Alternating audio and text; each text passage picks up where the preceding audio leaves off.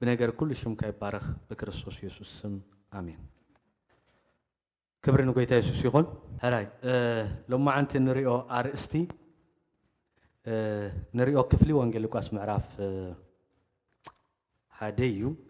كفقدي شدشتك سافقدي عسران حموشت وانجيل لوكاس معرف حدا كاب شدشته كساب عسران حموشت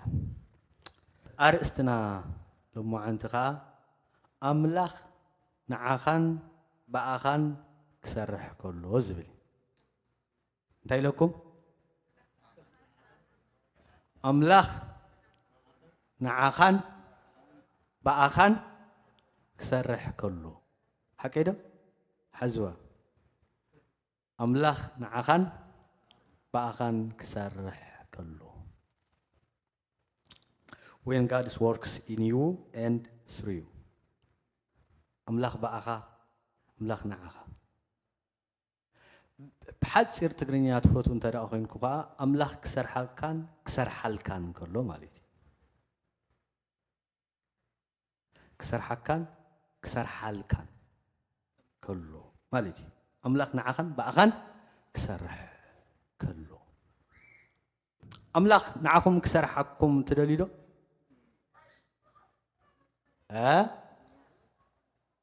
أملاخ نعخم كسر حكم تدليدو. أملاخ كبعهم كسرح تدليدو. بعد إزمال اختزين نعخم يلوم ما أنتي. أنت دا أملاخ نعخم كسر حكمن بعهم كسرحن دليغمو إزمال اختزياء لوم ما أنتي نمانيا نتوم أملاخ بأومن نعومن كسرح يجزي أبيهر زمد دوبهم سبات إيه. بتشم أملاخ نتصبينا أملاخ كل سبيل نتصبيه ولا تزأمنو تهيوتو زهابو أتي مهلاو زتراتر أنتي كم زخانة بزعبون بزحفلت أزاي بقولون زي قدسن أبزخانة جزيجن قلنا نجار كجبرولوس يتصبئيو من هذا أتوم بكريستوس يسوع زتبجنا داعم لدس زرخمنا هيوتنا نقول يسوع كريستوس زحمنا يوم بموتن تنسعون أن أمن سبات كازيادة أملاخ ححلفنا زي كونس كل ساعة أب كل نجار نتصبينا هكذا جن أملاخ كنتصبيه خلنا بتنتصبيه جزء بتنتصبيه له من جدي بتنتصبيهم سبات جيرو زي كسرح غيل كم كسرح غيلي زي كسرح كأغيل ويتا يسوع كريستوس نابزا مدري مسمت كلهم إسرائيليان اتمسيح كما تقول بين تنبرو اتمسيح مسيحو بزح نجار كل وتقولهم مكوا حررتان دليتن أنت نبرهم بتزبيو جزين بتزبيو من قدين بتزبيوهم سباتن سلا زي ما تسكنا تم حلالي فهم مسيحو كنسوا أي مسأني يقولوا له مسألة لهم جن اتعابي نجار نحن بكريستوس يسوع زد حنا اتي أكايد أملاخ اتمخرا أملاخ كنا للي أملاخ انتهي بالناي مستوى عليه بالناي رأمين بولو أملاخ كينا حلفنا نحن ون كينا حلفو منفس قدوس زبحالا لنا دمسو زسمعنا زمخرنا زمعدنا كبرني شو ما يقول إذا لما عنتنا مهارو وين إجزابير ززارة بالنازل لو حدا خاوي إذا زي رخبو سبات قالوا سئلنا تأكيبنا أنشبنا حدا سرعات فتسمنا نخيد زمسلم سبات قالوا نحنا قنا مخرا أملاخ حساب أملاخ مدب أملاخ إن أنتي نقبر زلنا نمرمر نتصبى زلنا زغات عدلتي أملاخ زرودوي زبرها ليو زفلتو كبرنا أملاخ يكون متشم سب كم زبالكم كابت فلتقطو تبجسو بزعب أملاخ زخونا نجار الله أملاخ كمزي سرح أملاخ كمزي دفتو أملاخ كمزي زمت أملاخ بعلت كندي زمت دبلو سبات ولا الله أمبار وانجلا ولوكاس صحافة حد يقرون تاريخ الله أنا نلوكاس بتعمير دفتو صحافة بتعمير زمستان كم تفلتوا 4 وانجيلات الله خبتهم 4 وانجيلات كاتهم 3 سنبيك غوسبل ወይ ከዓ ተመሳሰልቲ ወንጌላት ንብሎም ማቴዎስ ማርቆስ ሉቃስ ቁርብ ይመሳሰሉ እዮም ዳርጋ 70-80% አካይዶም ይመሳሰል ሉቃስ ግና ገለ ፍልይ ዝበለ ነገር ኣለዎ كل ጊዜ ክጽሕፍ ከሎ ሉቃስ በዘመነ ሄሮድስ በዘመነ ፊልጶስ በዘመነ ጲላጦስ በዘመነ እንዳበለ ይጽሕፍ መረዳእታ ብጣዕሚ ይድፈቱ ናይ ታሪክ ጻሕፉን ስለ ዝኾነ እቲ ዝተፈጸመ ቅደም ተኸተል ናይ ምሕላው ባህሪ ኣሎ እምበኣር ሉቃስ ክጽሕፎ ዝደለየ ብዛዕባ ጎይታና ኢየሱስ ክርስቶስ እዩ ከመይ መጽኡ ከመይ ተወሊዱ ከመይ ዓብዩ ከመይ ከዓ አገልግሉ ከመይ ከዓ ሞይቱን ተንስዩን ይኸገልጸልና ደልዩ ቅንያቱ ቅነትን ሳይ ሓቀይ ጎይታ ኢየሱስ ክርስቶስ ተወሊዱ ሞይቱ ተንስዩ ወንጌልና እዚ ብኽብሪ ድማ እንተኸገብር እዩ كملسيو لوكاس صحافو عبي تاريخ زيو ابز عبي تاريخ جنا بزحات كالوت ناقشتو تاريخ الله نحن حجي اب كل تشعين 26 عامه مرات ينازل لنا ابزا معالتي وي ابزا عامه زيا بزحات تاريخات الله حكي نا كل تشعين 26 تاريخ انت تبايلو من الباش تسفوم زبال ديك الصحاف غلي جن تسفوم نا كل تشعين 26 نيشتي تاريخي تاريخ عالمنا تزت صحافنا كل تشعين 26 ناتي اناتكم من تاريخ اولو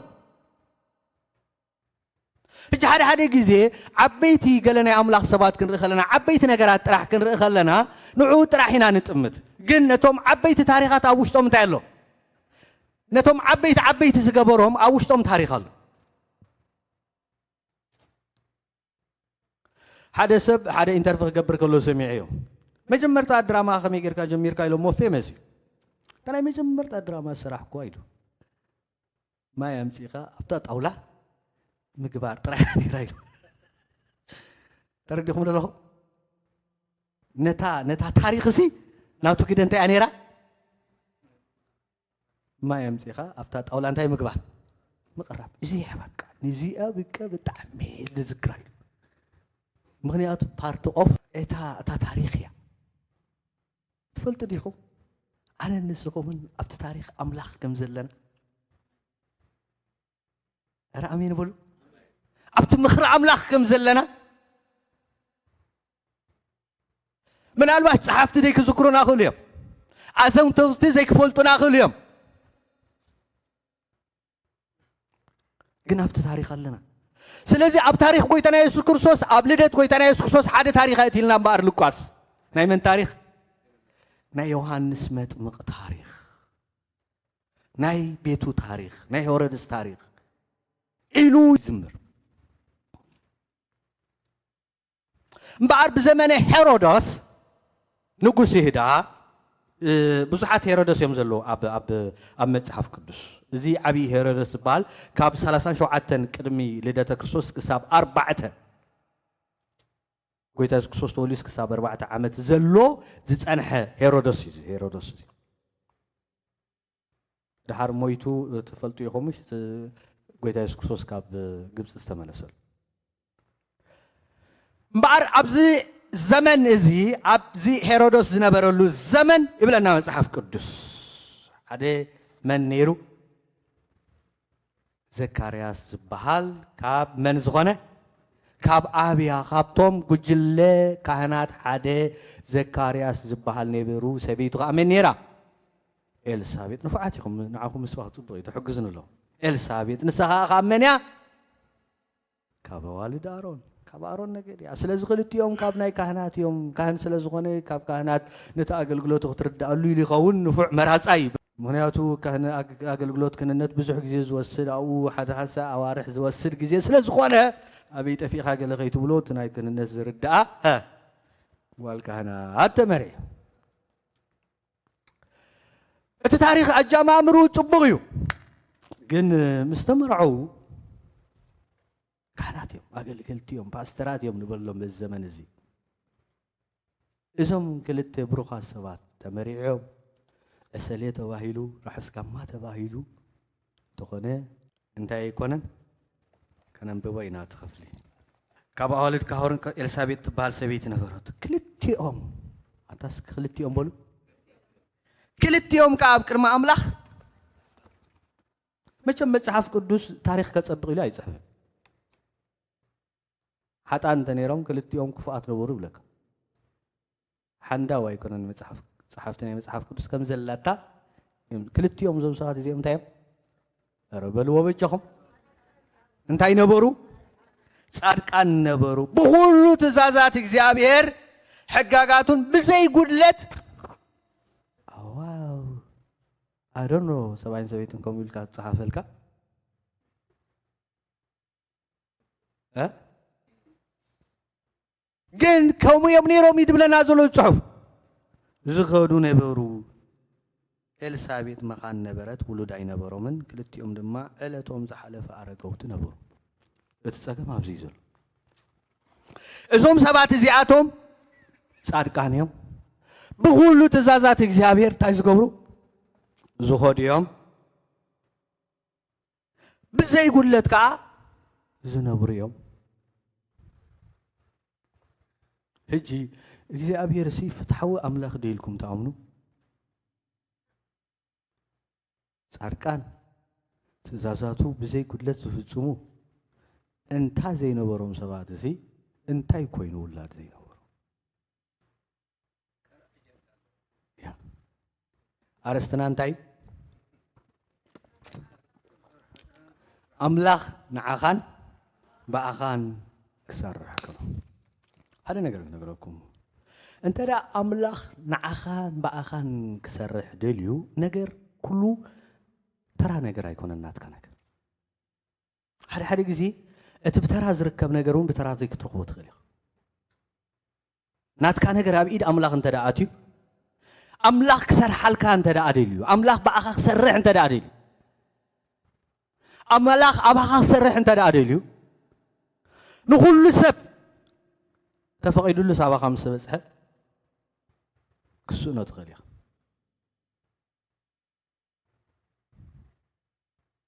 ኣባኻ ምስ በፅሐስ ተወዲ ይበሃል ሓደ ግዜ ገለ ተሰሊፍኩም እሲ ኣባኹም ምስ በፅሐ ተወዲ ይፈልጥ ደገለ ነገር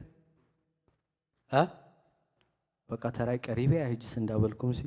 ቀደም ኣብ ሚሊታሪ ከለና ዕረፍቲ ወሃብ ሞ ብተራይ ኢኻ ትወሃብ ልክ ኣባኻ ሎምስ በቃ ንስድራኻ ገለ ደብዳቤ ትፅሕፈሎም ቴሌፎን ኣይነበረን ክመፅእ እንዳበልካስ ዕረፍቲ ተቋሪፁ ይበሃል ተቓንዛ ኣነ ፈልጠ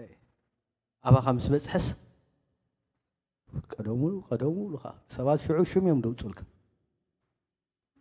ሓቀይ እዞም ሰባት እዚኣቶም ሰባት ሽም ሂቦሞም ክኾኑ ይኽእሉ እዮም ኣምላኽ ግና እንታይ ኢልዎም ጻድቃን ኣንተ ኣሜን ምናልባሽ ኣብ ባህሎም እንታይ ይበሃል ኣይፈልጥን እየ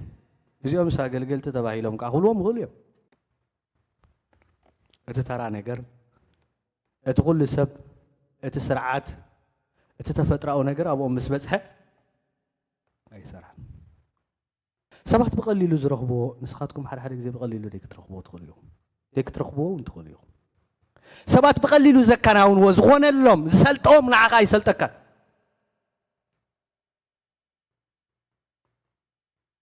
ኣምላኽ ኣባኻ ክሰርሕ ከሎ ኣሜን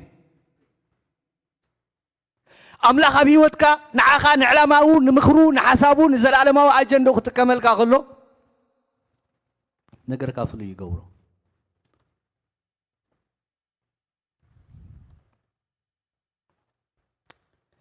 ክብሪ ንጎይታ የሱስ ይኹን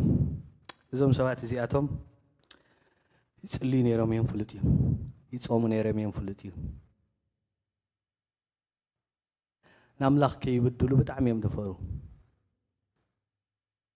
ግን 1 ዓመት 2 ዓመት 3 ዓመት 4 ዓመት ድሓር ዳርጋ ካብ ምጽባይ ኣቋሪፆም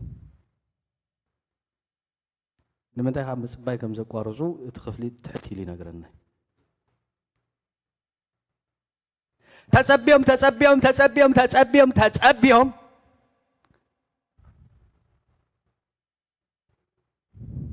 ግን ኣይመፅን ኣብ ናይ ምጽባይ ግዜ ኣስተውዕሉ እዚ ኣስምዑ ንበይቻኹም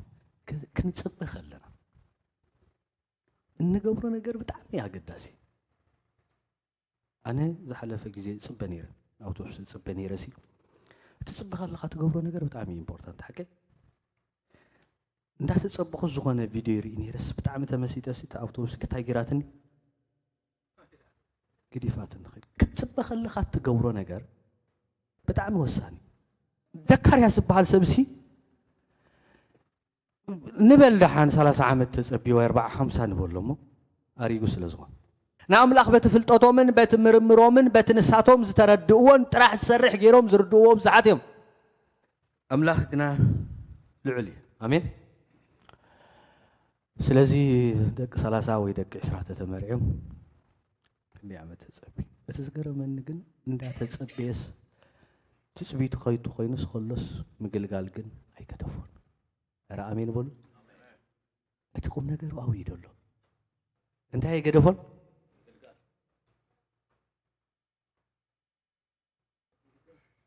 ኣብ ህይወቱ ዝጽበዮ ነገር ዋላ እንተዘይኮነ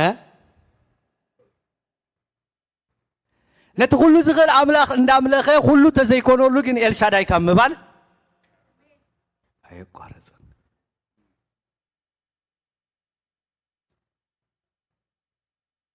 ሓደ ግዜ ህይወት ከምኡ እዩ ሕቶ ኣሎ ምስ ሕቶኻ ኮይንካ ግን ንስኻ እንታይ ኢኻ ትብሎ አንዳንዴ ህይወት እንዲና እግዚአብሔር ዘንድና አይገባኝም አሜን ኣይርዳእናን ሓደ ግዜ ክንዮ መረዳእና እዩ ትኹነታት ግን ንሕና ንእግዚአብሔር እንታይ ንብሎ ኤልሻዳይ ኩሉ ዝኽእል ኣምላኽ ኣብ ስሩሑ እንታይ ዘይገብር ኣብቲ ቤተ መቕደስ እንዳኣተወ ኣታ ናይ ኣምላኽ ናይ አብርሃም ናይ ይስሐቅ ናይ ያዕቆብ ኣምላኽ ኢሉ ዘገልግል ዘካርያስ ይመስለኒ ኣይተጻሕፈን ኣብቲ ቤተ መቕደስ ከኣቱ ከሎ ዝሕደስ እዩ ይመስለኒ እቲ ኺዳን ናይ አብርሃም ክዝክር ከሎ ተስፋታት ኣምላኽ ክዝክር ከሎ ኣሜን ስለዚ ሰብ እዚ ሽቆይሉ ያገልግል እቲ ዝገርም እቲ ዘገልግለሉ ዘለዎ ኣገልግሎት ሓደ ካህን ዘገልግሎ ኣገልግሎት እዩ እዞም ካህናት ኣብቲ ዘመነቲ 21,000 ካህናት ነይሮም ኢሉ ታሪክ መዝጊቡ ኣሎ ኣብቲ ዘመነቲ ኣብ እስራኤል 21,000 ካህናት ካብቶም 21,000 24 ዝኣኽሉ ጉጅለታት ነይሮም ከምዚ እንዳበለ ተኸፋፊሉ እዩ ነይሩ ኣገልግሎት ንሓደ ሰብ እንተበፂሕዎ ኣብ ዓመት ሓደ መዓልቲ ወይ ገለ እዩ ናብዛ ናይ ዘካርያስ ኣገልግሎት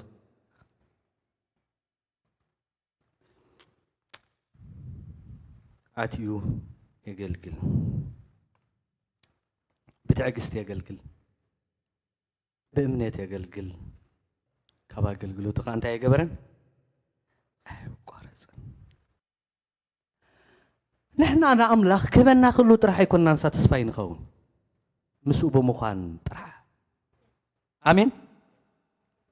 መልሲ ምስ ጨበጥና ኣይኮነን ክንጽበዮ ከለና እውን እግዚኣብሔር እንታይ ጻድቅ ልዑላዊ ኣምላኽ ክበና ከሎ ጥራሕ ኣይኮነን ክወስድ ከለውን እግዚኣብሔር ጻድቅ ልዑላዊ ኣምላኽ ኣሜን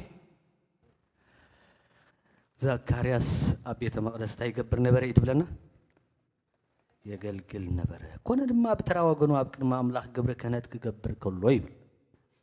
ከምቲ ልማድ ካህናት ናብ ቤተ መቕደስ ኣምላኽ ኣትዩ ዕጣን ክዓጥን ብዕጭ በፅሑ በቲ ግዜ ዕጣን ክዓጥን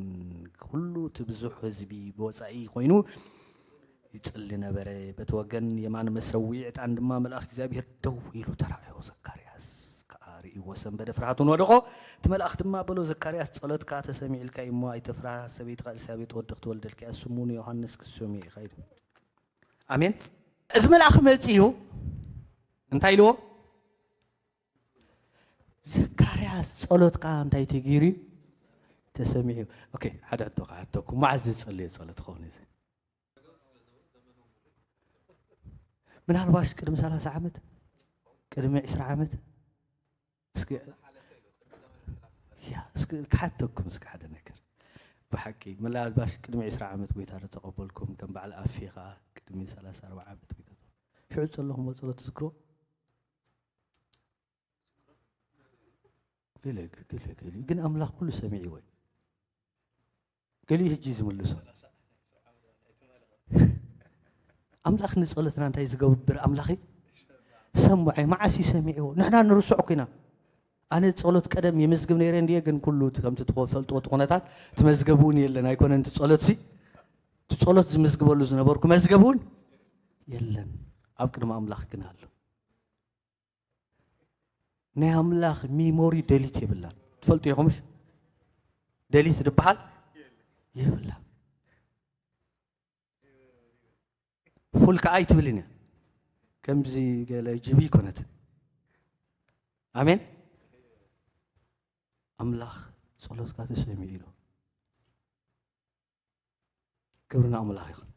نجمر كلنا أبتني تصبيو جيزي زي كخون خيلنا أملاخ من أسرارها بتني تصبيو من قد زي كخون خيلي بتني تصبيو سبون ديك خون خيلي أملاخ جنت صلوات تسمع أملاخ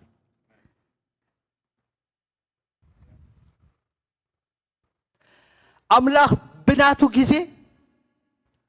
خنصل خلنا أبتناتنا جيزي يسمعنا خملس كلوجنا أبناتو جيزي يسملس رامين كنصل خلنا عرب تراح تصلوا يبلنان عرب تراح يسمع يبلن كل ساعة يسمع أملاخي كملس كلوجن بناتو جيزي أنت يزقبر كملس هذا جيزي تصلي يهبلنا بتعمل تصلينا ملس يقولون الناس قدفنا يتصلوا تقول دخل بزح الله እግዚአብሔር ግን አብናቱ ጊዜ ብናቱ መንገድ ታይዝ ገብሪ ጸሎት ተሰማዕ አምላኽ እዩ ክብር ንሽሙ ይኹን ኩነታትናን ተስፋ አምላኽን ምዝማድ ያብየና ሓደ ጊዜ እዚ መልአኽ ዝመጽኡ ዘካርያስ እንታይ ኢልዎ እቲ መልአኽ መጽኡ ዘካርያስ ጸሎትካ ተሰሚዕ እሞ እንታይ ትግበር አይተፍራ እንታይ ዘፍርሖ ነይሩ ኢልኩም ተሓስቡ ጸሎትካ ተሰሚዕ እሞ አይተፍራ ሰበይትኻ ድማ ተወልደ ኣስሙ ዮሐንስ ክሰሚዕ ኢኻ ኢልዎስ ንሱ ሓጎስን ተድላን ኮነልካ እዩ ብልደቱ ከዓ ብዙሓት ክሕጎስ እዮም ኣብ ቅድሚ እግዚአብሔር ዓብይ ክኸውን እዩ ወይንን ዘስክር መስተንካ ኣከቶ ኣይክሰትን እዩ ገና ኣብ ከርሲ ኣዲ ኩሎ መንፈስ ቅዱስ ክመልኦ እዩ ንብዙሓት ከብደቂ እስራኤል እውን ናብ እግዚአብሔር ኣምላኾም ክመልሶም እዩ ንሱ ብቑዕ ህዝብን እግዚአብሔር ከዳሉ ልቢ ኣቦታትና ውሉድ ንዘይእዛት ድማ ናብ ጥበብን ጽድቅን ክመልስ ብመንፈስ ኤልያስ ብሓይሉን ቀቅድሚ ክኸይድ እዩ ወይሉ ዋው ደስ ዘብል ይሓቀቅ ግን ዘካርያስ መውሓጥ ኣብዩ ንምንታይ መውሓጥ ከምዚ ኣብዩ ትፈልጡ ዲኹም ምስ ኩነታቱ ፈጺሙ እንታይ ይገብርን ኣይከይድን ሕጂ እዚኣ ኣብ 30 ዓመት ገለቶ ትኸውን ሃሌሉያ ገለ መበለቶ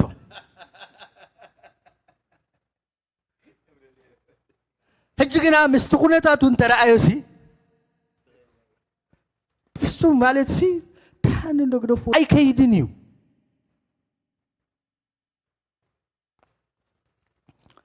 ሓደቶስ ካሓተኩም ብርግጽ እግዚአብሔር ተዛሪምኒ ትብልዎ ግን ሕጂ ዘሎ ኩነታትኩምን ፈጺሙ ደይሰማዕ ዶ ኮይንኩም ኸውን እግዚአብሔር ዝተዛረበኩም እዚ ሕጂ ዘሎ ኩነታትኩምን እዚ ፈጺሙ ደይራኸብ ከብድን ሕቆን ኣጅኹም እግዚአብሔር ሓደ መዓልቲ ከሰማምዑም ኩነታትናን ተስፋታት ኣምላኽን ሕጂ ዘይራኸቡን ተመሰሉ ፈጺሞም በበይኖም እንተመሰሉ ከኣልነት ኣምላኽ ሓደ መዓልቲ ነዝን ነትን ከመይ ገይሩ ከም ዝልውጦ ንሱ ይፈልጥ እዩ እግዚአብሔር ባርኽኩም